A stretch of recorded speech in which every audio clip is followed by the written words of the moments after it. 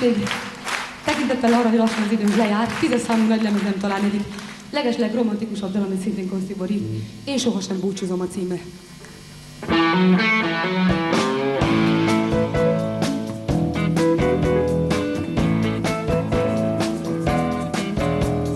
Én sohasem búcsúzom.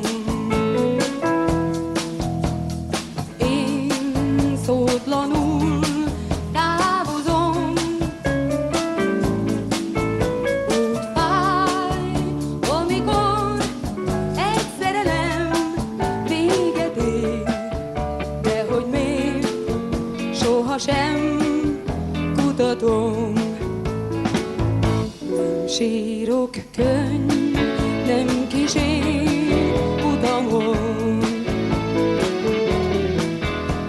Úgy bán, de sohasem mutatom. Úgy fáj, amikor egy kis öröm elköszön, de én sohasem búcsúzom.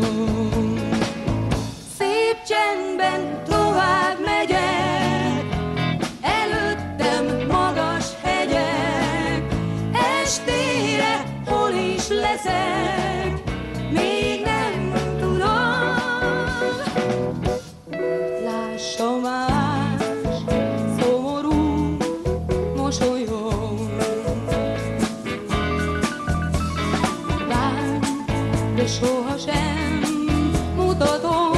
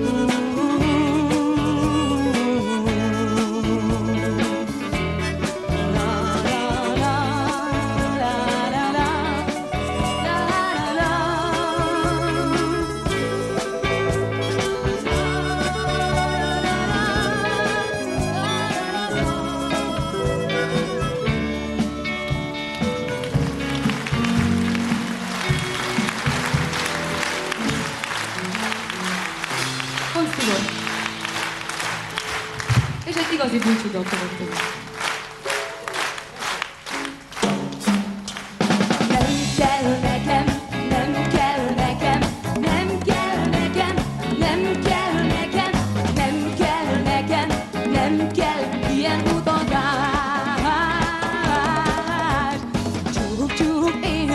Semmit ne ígér, szomorú a csend, a bánat elkísér, úgy húz, a sok emlék hozzád összefúz.